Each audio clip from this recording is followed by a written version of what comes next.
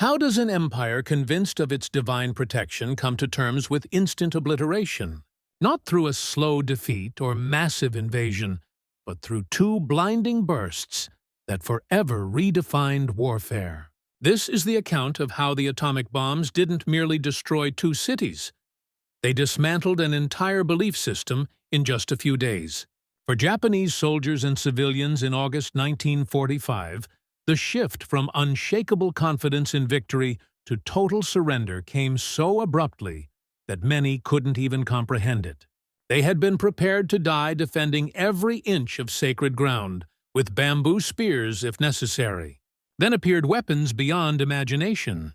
What unfolded in those 72 hours between Hiroshima and the Emperor's surrender speech was more than military collapse. It was the disintegration of everything the Japanese people had been taught about their destiny, their emperor's divinity, and their assured triumph. The atomic bombs didn't just end the war, they ended a worldview. To grasp the shock, one must first understand what the Japanese believed in August 1945. Despite defeat after defeat across the Pacific, despite firebombing that had leveled 64 cities, and even as hunger spread through the islands, most Japanese still believed victory was possible.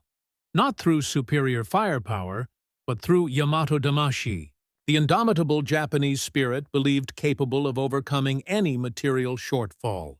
This was not empty propaganda, but a national creed built over centuries, strengthened by the divine winds that repelled the Mongols, by the stunning victory over Russia in 1905, and by the rapid conquest of much of Asia. Soldiers and civilians alike believed their spiritual purity, their readiness to die for the emperor, and their divine lineage as descendants of the sun goddess Amaterasu would triumph over America's mechanical might. Children drilled daily with bamboo spears, learning to strike at an invader's vital points. Women practiced with naginata polearms. Elderly men trained to become living bombs, strapping explosives to themselves. The entire population, 100 million strong, was prepared to die together, believing that such ultimate sacrifice could somehow ensure victory, or at least defend the sacred homeland. The military's final defense strategy, Operation Ketsugo, envisioned every plane as a suicide weapon, every boat as a floating bomb, every citizen a living projectile aimed at the invaders. Thousands of aircraft were hidden in tunnels and camouflaged shelters. Bamboo spears and ceramic grenades were stockpiled. Beaches were to become slaughter fields, where American blood would run so deep that the enemy would surely lose the will to continue. Lieutenant Colonel Masao Inaba, a staff officer at the War Ministry in Tokyo, spent the morning of August 6, 1945, refining these defense plans. A total war that would hurl 28 million civilians and every remaining soldier against the Americans. He believed, as most of his superiors did, that Japanese spiritual might would outlast American material strength. The day began like any other during the war. Officers calculated that after the horrific losses at Okinawa, where kamikaze attacks and fanatical resistance had killed 12,000 Americans, the United States would not stomach similar bloodshed again. If Japan could inflict 10 times that toll, they believed, Washington would sue for peace. These weren't delusions. They were based on careful planning. The Japanese had correctly identified Kyushu as the target of invasion, positioned their defenses accordingly, and estimated that the Americans would strike in November. Every detail was planned. Underwater mines, suicide raids, even schoolgirls as human bombs to crawl under tanks. Then, mid-morning on August 6th, reports from Hiroshima began to arrive. Fragmented, confusing, unbelievable. Around 10:30 a.m., communications from the city abruptly ceased after a report of a tremendous explosion. Witnesses mentioned a lone aircraft and then silence. The War Ministry couldn't make sense of it. How could one plane cause such devastation? Inaba and his colleagues huddled around radios, trying to piece together the fragments. A blinding flash that turned the sky white. A towering mushroom cloud. A city that had simply vanished. It sounded impossible. Perhaps a new type of incendiary device, they reasoned, or several bombs dropped in quick succession. By afternoon, scattered reports confirmed the unthinkable. Hiroshima had been obliterated by a single weapon. Many officers dismissed it as exaggeration or enemy propaganda. Their own scientists had insisted that an atomic bomb, while theoretically possible, would take years to develop and enormous resources to build. Japan's military wasn't ignorant of nuclear science. Both the Army and Navy had their own atomic research efforts, the NIGO and EFGO projects, since 1943. Dr. Yoshio Nishina, who had studied under Niels Bohr, concluded that producing fissionable uranium would require 1/10 of Japan's total electricity and a decade of work. Plutonium production was impossible without massive reactors, which Japan lacked. So military leaders assumed the same limits applied to America. Even if the U.S. had succeeded in building one bomb, surely it couldn't possess more. This fatal assumption would cost them dearly. What Japan didn't know was that the Manhattan Project employed 130,000 people, cost $2 billion more than Japan's entire war budget, and spanned entire cities devoted solely to bomb production. The United States hadn't built one bomb. It had built a system to make many. Still, on August 6th, Japanese leaders clung to their beliefs. Admiral Soemu Toyoda, chief of the Naval General Staff, insisted that even if it was an atomic weapon, the Americans might have only 2 or 3 and would not use them all on Japan. General Yoshijiro Umezu, Army Chief of Staff, doubted it was atomic at all and ordered investigators to confirm what had happened. By evening, reconnaissance flights brought back images that stripped away all doubt. Hiroshima had not merely been bombed. It had been erased from existence. Where hundreds of thousands of people had lived that morning, there was now a flat, burned plain. The few structures still standing were hollow shells, their windows blown out, their walls cracked, standing like tombstones in a graveyard that stretched for miles. But as the hours passed, the reports grew more disturbing. Pilots flying over Hiroshima described something unprecedented. Where a city of 350,000 people had stood that morning, there was now just scorched earth and rubble extending for miles. The few communications that trickled out spoke of a blinding flash brighter than the sun. People vaporized where they stood, shadows burned into walls, and a strange sickness affecting survivors. The Japanese military's atomic research program had educated top officials about nuclear fission. They knew the theoretical possibilities, but also the immense difficulties. Dr. Yoshio Nishida, Japan's leading nuclear physicist, had calculated that even the United States, with all its resource, could not possibly have produced enough fissionable material for more than one bomb, if that. This assessment would prove catastrophically wrong, but it shaped the initial response. The Navy High Command issued a statement that even if the Americans had used an atomic bomb, they couldn't have more, and even if they did, they wouldn't be that powerful. In Hiroshima itself, the reality defied all comprehension. Dear old bank clerk Ako Takakura was just 260 meters from ground zero when the bomb detonated at 8:15 that morning. She saw a white magnesium flash, then nothing. When she regained consciousness, she was trapped under debris, her back lacerated by over 100 wounds. Crawling out, she encountered a scene from hell. People walked like ghosts, their skin hanging off in sheets. A soldier sat holding, his intestines in his hands.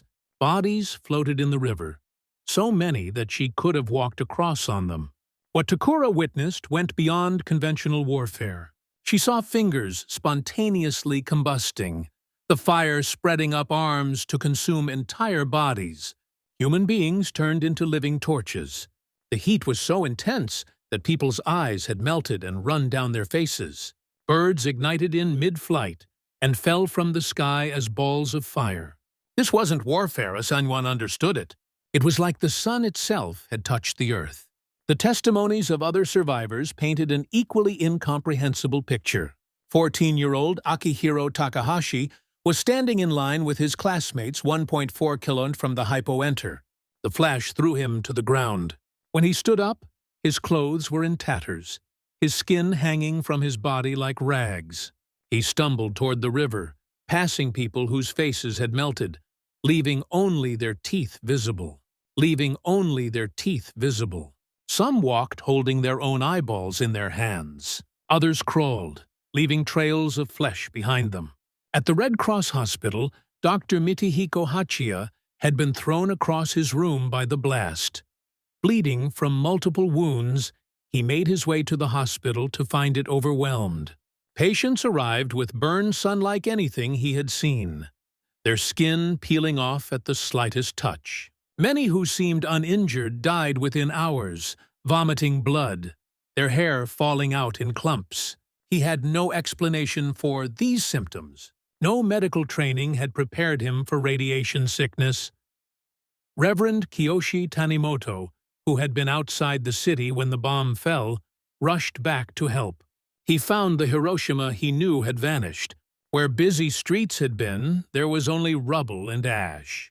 The rivers were clogged with bodies, so many that the water had turned red. People begged for water, but when he gave it to them, they died immediately. He spent days carrying the wounded on his back, many dying before he could get them to help. 6-year-old Shoso Kawamoto was eating breakfast when the world exploded. The blast threw him against a wall, embedding glass in his body. His mother pulled him from the wreckage of their home, her face so burned he didn't recognize her. Together, they stumbled through a city that no longer existed. Passing shadows burned into walls where people had been vaporized, leaving only their silhouettes as monuments to their final moment. The scale of destruction overwhelmed any attempt at comprehension. The Shima Hospital, directly under the explosion, had simply ceased to exist. Its patients and staff vaporized instantly. The Hiroshima Castle, which had stood for 350 years, was gone. Buddhist temples, Shinto shrines, schools, homes, all had been reduced to radioactive ash in less than a second. 15-year-old Teo Terum was mobilized for labor service when the bomb struck. She didn't realize the extent of her injuries until days later when she found a mirror. Her left eye had been destroyed, resembling a pomegranate with cuts across her face, transforming her appearance into something she described as monstrous.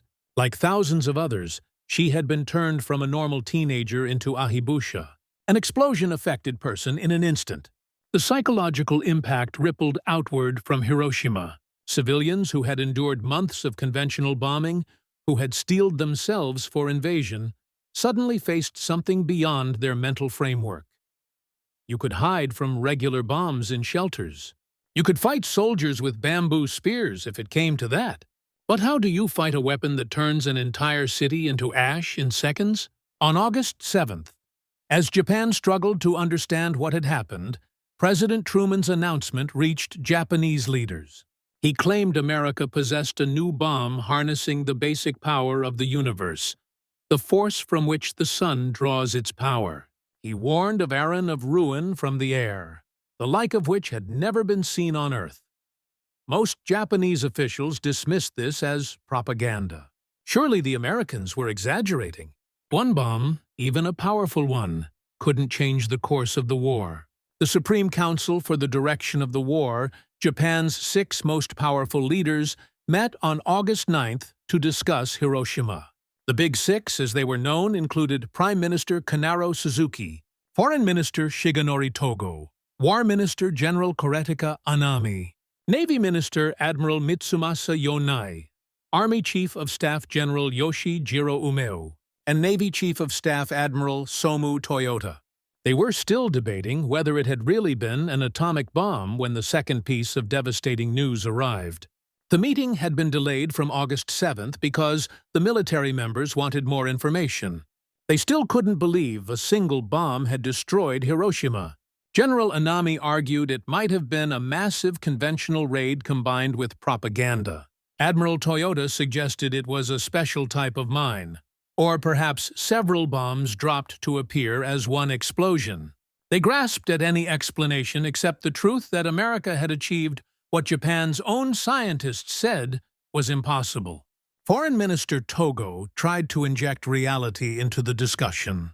He had received reports from Swiss and Swedish diplomats confirming the destruction. President Truman's statement had been clear. America possessed atomic bombs and would continue dropping them until Japan surrendered. But even Togo couldn't fully grasp what this meant. Noon could. The very concept of a weapon that could destroy an entire city in seconds was outside human experience. The debate was still raging when the first catastrophe of August 9th struck. At 1 minute past midnight that same day, Soviet forces had launched a massive invasion of Manchuria. The Soviets, who Japan had desperately hoped would mediate a negotiated peace, had instead joined their enemies. Over 1 million Soviet soldiers were pouring across the border, smashing through the quantum army that Japan had once considered invincible. The neutral party Japan had counted on for salvation had become another enemy seeking their destruction. This Soviet betrayal shattered one of Japan's last hopes. For months, Japanese diplomats had been secretly approaching the Soviets, offering territorial concessions in exchange for mediation with the Americans. The Japanese ambassador in Moscow had been instructed to offer the Soviets anything they wanted.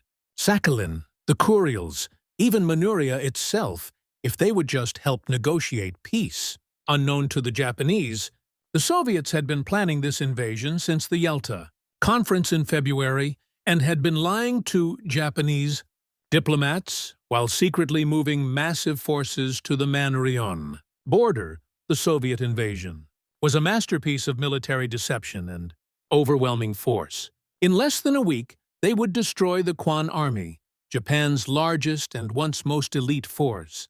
The same army that had conquered Manchuria and terrorized China was being swept aside like toy soldiers. Tank corps penetrated hundreds of miles, paratroopers seized key cities, and the entire Japanese position in mainland Asia collapsed overnight. The meeting was still in session when at 11:02 in the morning, news arrived that shattered their remaining assumptions. Nagasaki had just been hit by a second atomic bomb. Another city of 263,000 people had been obliterated. The Americans hadn't just had one miracle weapon. They had an arsenal. Everything the Japanese military had calculated about American capabilities was wrong. The second bomb destroyed more than Nagasaki. It destroyed the last argument of the military hardliners. They had insisted the Americans couldn't have more than one atomic bomb. Now they had two. How many more did they have? 3? 10, 100. The Japanese had no way of knowing that America had no more bombs ready, that the third wouldn't be available until August 19th. All they knew was that cities could now disappear daily, until nothing remained of Japan but radioactive ash. In Nagasaki, the devastation repeated Hiroshima's horror with variations. The bomb had detonated over the Urakami Valley, the center of Japanese Christianity. The massive Urakami Cathedral, the largest Christian church in East Asia, was reduced to rubble. Of the 12,000 Catholics in the valley, 1,000 died instantly. The city's medical infrastructure, including most doctors and nurses, ceased to exist in a flash. The bomb had actually missed its intended target. Kokura had been the primary objective, but smoke and clouds had obscured the city. The B-29 box, running low on fuel, had diverted to Nagasaki.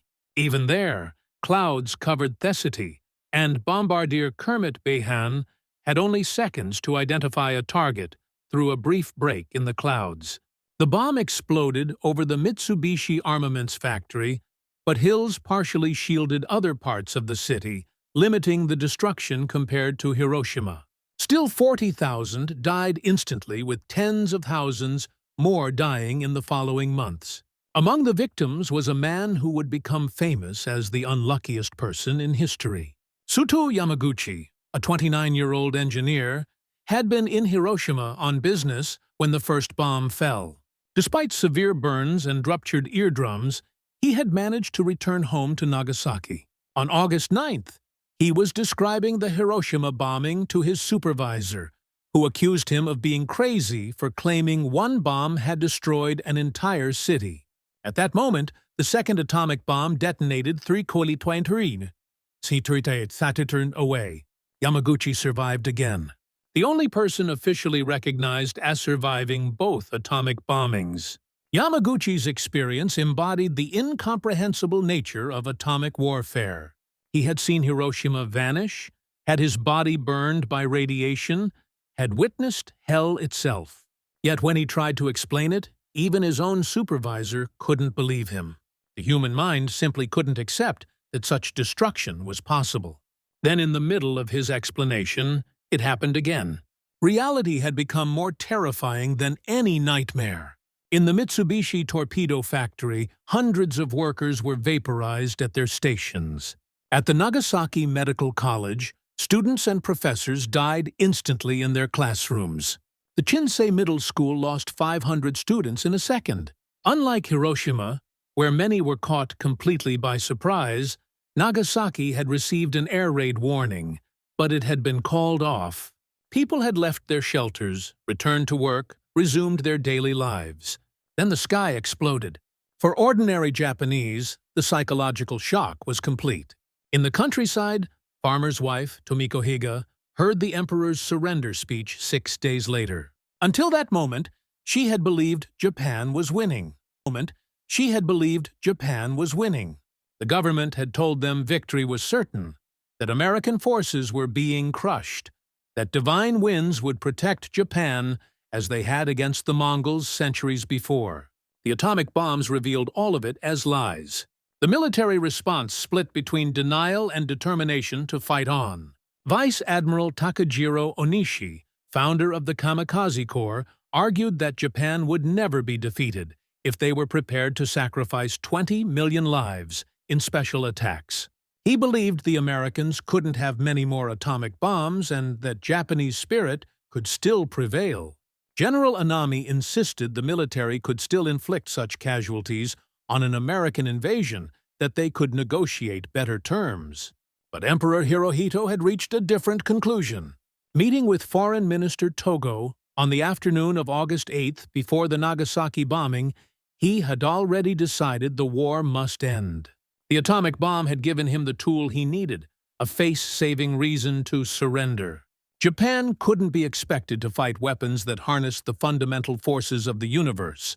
It wasn't a defeat of Japanese spirit, but a matter of transcendent technology. The emperor's decision triggered the most dramatic hours in Japanese history. Just before midnight on August 9th, he convened an imperial conference in the underground bomb shelter beneath the palace. Breaking all precedent, he personally intervened in the debate.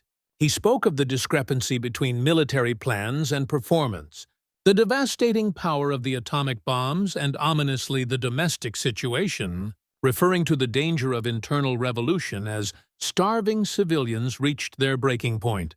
Major Kenji Hatanaka, a young staff officer, represented those who couldn't accept surrender. On the night of August 14th, he led a coup attempt to prevent the emperor's surrender broadcast with a group of officers. He murdered Lieutenant General Tishi, commander of the Imperial Guard, and used his sealed-to-forge orders occupying the palace. They spent hours searching for the recording of the emperor's surrender speech, determined to prevent its broadcast. Hatanaka's coup represented the final convulsion of Japanese militarism. He and his fellow conspirators, including Lieutenant Colonels Masataka Ida and Jiro Shiozaki, believed that surrender meant not just defeat, but the destruction of Japan's essence. They couldn't accept that the emperor, whom they worshipped as a living god, would choose surrender over death. In their minds, they were saving the emperor from traitors who had deceived him. The coup had been brewing since August 10th, when word leaked that the emperor was considering surrender. War Minister Anami, torn between loyalty to the emperor and his belief in continued resistance, had given ambiguous signals to the plotters. He neither endorsed nor firmly rejected their plans, telling them to follow their conscience. This ambiguity emboldened them while leaving enemy room to deny involvement if they failed.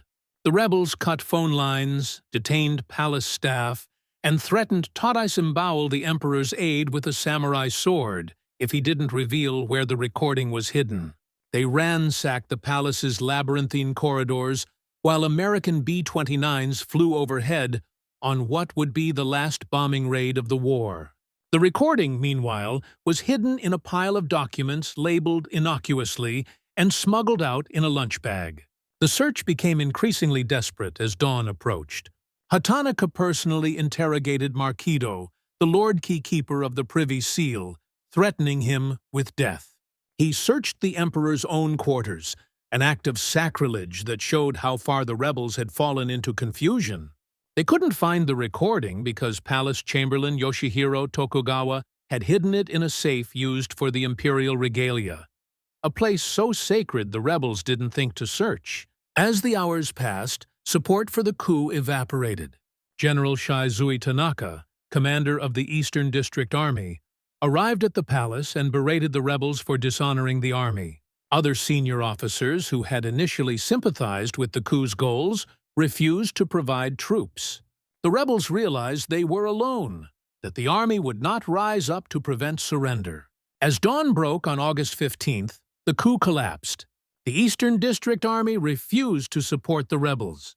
Hatanaka went to the NHK radio station, waving a pistol, desperately trying to get airtime to explain his actions to the Japanese people. Refused and dishonored, he rode through Tokyo streets on a motorcycle, throwing leaflets explaining his motives before shooting himself in front of the imperial palace.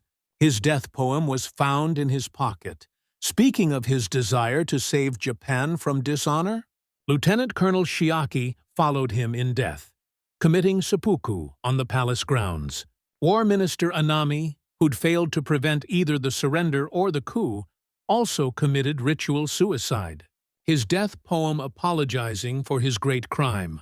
Across Japan, other officers who couldn't accept defeat followed their example. Vice Admiral Onishi, father of the kamikaze, slit his belly and refused medical aid, taking 15 hours to die in agony as penance for the young men he'd sent to their deaths. At noon on August 15th, Japanese citizens gathered around radios, many wearing their finest clothes for what they were told would be an announcement of the highest importance. Most expected to hear a call for final resistance, for every Japanese Sato died gloriously defending the homeland. Instead, they heard the emperor's voice for the first time in history, speaking in formal court Japanese. Many could barely understand. The emperor never used the word surrender. He spoke of accepting the joint declaration of the powers. He mentioned the war situation developing not necessarily to Japan's advantage, a masterpiece of understatement. But crucially, he cited the cruel bombs whose damage was beyond measure. Continuing to fight would lead not only to the collapse of the Japanese nation, but the extinction of human civilization itself. The imperial voice, thin and high-pitched, shocked listeners as much as his words. This was the voice of God. He sounded human, fragile, mortal. Many Japanese had never heard a radio before, gathered around the few receivers in their villages. The static, the formal language, the poor audio quality meant many didn't fully understand what they were hearing.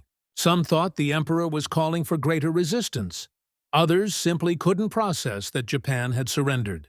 In Tokyo, people fell to their knees and wept. In Nagano Prefecture, schoolteacher Saburo Tae watched his students collapse in confusion. They had been training with bamboo spears that very morning, preparing to kill Americans on the beaches. Now they were being told to bear the PL unbearable and endure the unendurable. Some felt relief that they would live. Others felt shame that they wouldn't die gloriously. Many felt nothing, their minds unable to process such a complete reversal of everything they believed. Year-old Yuko Kasai had been working in a munitions factory, making bullets for the final battle. When the emperor's broadcast ended, the factory manager addressed the workers. He told them Japan had developed its own atomic bomb and would now destroy America. It took days for the truth to sink in, that Japan had not only lost, but surrendered unconditionally. The manager had lied because he couldn't accept the truth himself. Across Japan, reactions varied wildly. In some military units, officers smashed radios and insisted the broadcast was American propaganda. In Atsugi Airfield, kamikaze pilots threatened to continue attacking the American fleet until forcibly restrained. In contrast, many civilians felt secret relief. The mother, who had been preparing to kill her children rather than let them be captured by Americans, put down the knife. The father, who had been teaching his son to thrust a bamboo spear at American soldiers, told him they would live. The confusion was amplified because most Japanese had no idea how badly the war had been going. Censorship had hidden the truth about the devastating losses across the Pacific. They didn't know the Navy had been destroyed, that most of Japan's conquered territory had been retaken, that millions of Japanese soldiers were cut off and starving on bypassed islands. They still believed Japan was winning. Now, suddenly, incomprehensibly, Japan had surrendered because of a new type of bomb. For millions of Japanese, this moment shattered their entire worldview. The emperor, whom they had been taught was a living god descended from the sun goddess, was admitting defeat. The divine protection they had counted on had failed. The special attack spirit that was supposed to overcome any material disadvantage had proven powerless against atomic weapons. Schoolteacher Saburo Nishimoto in Nagano Prefecture watched his students break down in tears. They had been training to fight the Americans with bamboo spears, absolutely certain they would die gloriously for the emperor. Now they were being told to live, to endure the unendurable. Some felt relief, others shame, many simply confusion. How could everything they believed be wrong? The atomic bomb's psychological impact extended beyond Japan's surrender. Dr. Mitihiko Hachiya, director of the Hiroshima Communications Hospital, kept a diary of the aftermath. He recorded not just the medical horrors, the radiation sickness that killed people who seemed uninjured, the infections that wouldn't heal, but also the spiritual devastation. Survivors walked through the ruins asking why they had lived when so many died. They felt guilt for surviving, shame for Japan's defeat, and terror of the invisible poison they carried in their bodies. The Habusha faced discrimination even from other Japanese. People feared radiation was contagious. Marriage proposals were withdrawn when families learned someone had been in Hiroshima or Nagasaki. Employers refused to hire survivors. Children of Hibushia were assumed to be genetically damaged. The bombs had not only ended the war, but created a permanent underclass of citizens marked by atomic fire. American occupation forces arriving in Japan found a population in psychological shock. General MacArthur noted that the Japanese people seemed to have experienced a complete transformation almost overnight. The same civilians who had been training to fight with sharpened bamboo poles now welcomed American soldiers. The military, that had fought fanatically for every island, now laid down their arms without resistance. But this transformation came at immense psychological cost. Writer Kenzuro Urlater described it as the death of the old Japan and the traumatic birth of a new one. The atomic bombs had done more than defeat Japan militarily. They had invalidated an entire belief system, proved that spiritual strength meant nothing against scientific power, and shown that the emperor was just a man whose voice could barely be heard over a radio. The speed of Japan's psychological transformation was unprecedented. In less than 2 weeks, the nation went from preparing every citizen to die in a final battle to complete acceptance of occupation. The atomic bombs had achieved something military invasion might never have accomplished: the instant shattering of Japanese military ideology. Lieutenant Colonel Masao, who had been planning the homeland's defense on August 6th, found himself on August 15th listening to the emperor call for surrender. In his diary, he wrote that it felt like the world had turned upside down. Everything he had believed, everything he had told his soldiers had been proven false by 2 bombs. The Americans hadn't needed to invade. They could destroy Japan from the air, city by city, without losing a single soldier. This was the unique horror of atomic weapons that struck the Japanese so forcefully. Conventional bombing, however terrible, was still comprehensible as warfare. Soldiers dropped bombs. Other soldiers shot back. Civilians took shelter, but atomic bombs removed even the pretense of combat. They were not weapons of war, but instruments of annihilation. There was no defense, no counterattack, no honorable death in battle, just instant obliteration or slow death from radiation. The Japanese military's reaction split between those who accepted the new reality and those who couldn't. Admiral Toyota and General Amiu had argued even after Nagasaki that Japan should continue fighting. They believed the Americans had exhausted their atomic arsenal and that conventional defense could still exact a terrible price. They were wrong about the arsenal, though right that the Americans had no more bombs immediately ready. A third would have been available by August 19th. For the scientists who'd worked on Japan's own atomic program, the bombs brought a different kind of shock. Dr. Nisha flew to Hiroshima to investigate and confirmed it had indeed been an atomic bomb. His calculations about American capabilities had been catastrophically wrong. The Americans had not only built atomic bombs, but had enough confidence in their supply to use 2 within 3 days. Japan's entire strategic assessment had been based on false assumptions. The psychological impact reached even Japanese forces overseas who hadn't experienced the bombs directly. In Manchuria, soldiers who had been preparing to fight to the death against the Soviets suddenly received orders to surrender. Many couldn't believe it. Some units initially refused, certain the orders were American propaganda. It took personal representatives from the emperor to convince overseas commanders that surrender was real. The atomic bombs also shattered Japanese assumptions about American psychology. They had believed Americans were too soft, too attached to material comfort to match Japanese warrior spirit. The ruthlessness of atomic bombing proved otherwise.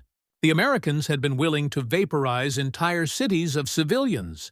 This wasn't the behavior of a soft enemy, but of one capable of unlimited destruction. Japanese civilians experienced a kind of collective dissociation. Everything they had been told by their government for years had been proven false in days. They had been told Japan was winning while cities burned. They had been told 100 million would die together while leaders negotiated surrender. They had been told the emperor was divine while he admitted defeat on the radio. The revelation about atomic weapons merged with other shocks. Returning soldiers told of American material abundance they had been ordered to keep secret. Prisoners of war came back describing American camps where they ate better than Japanese civilians. The atomic bombs became part of a broader narrative of deception and defeat. For the Hiroshima, the psychological trauma was unique and lasting. Unlike other war survivors who could at least understand what had happened to them, atomic bomb survivors faced something unprecedented. They suffered from what psychiatrists would later term atomic bomb neurosis, a combination of survivor guilt, health anxiety, and social stigma that persisted for decades. Children who survived carried particular psychological scars. 8-year-old Sadako Sasaki seemed healthy after the Hiroshima bombing, but developed leukemia 9 years later. Her attempt to fold 1,000 paper cranes before dying became a symbol of the bomb's long reach. Children who lost entire families became atomic orphans, growing up with a special hatred for the adults who had led Japan to war. The Japanese government's response to the psychological crisis was suppression. During the occupation, American censors prohibited detailed reporting about the bomb's effects. After Japan regained independence, its leaders chose to look forward, rebuilding cities and industries, rather than dwell on the agony of atomic devastation. The voices of the hibakusha, the bomb survivors, were often sidelined, their pain seen as an uncomfortable reminder amid Japan's post-war economic miracle. This silence came at a cost. Suppressed trauma left deep psychological wounds. Survivors couldn't properly process what they had endured. and the public couldn't fully grasp what had truly happened. It took decades before Japan began to confront the full emotional and psychological consequences of the atomic bombings. Yet out of that mental ruin emerged something remarkable. Japan's total defeat and the shock of nuclear destruction opened a path to profound transformation. The same people who had once prepared for suicidal resistance became devoted to peace. The military that had ruled the nation for generations was dismantled. The emperor, once seen as divine, became a symbolic figure, visiting factories and schools.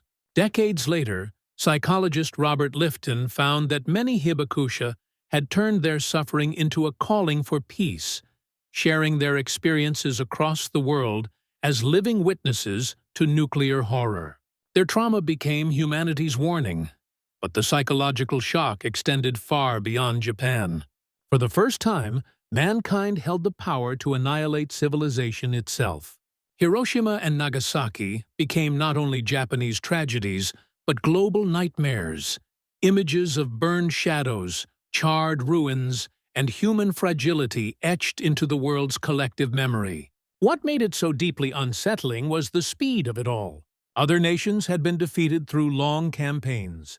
France had fallen in 6 weeks, but those were still conventional wars. The atomic bombings compressed total defeat into moments. One instant Japan was preparing for final defense. The next, 2 cities were gone, and the emperor was surrendering. For Japan's scientists, the realization was devastating. Dr. Nishina flew to Hiroshima on August 8th and, with crude instruments, confirmed radioactive traces, proof that an atomic bomb had indeed been used. The results shattered him. Everything he had believed about the impossibility of producing fissionable material had been wrong. The United States hadn't built just 1 or 2 bombs. They had mastered the technology of mass nuclear production. Lieutenant Commander Haruki, who had assured his superiors such weapons were theoretically possible but practically unachievable during war, now faced the unbearable truth. Japan's scientific and industrial foundations were simply too weak.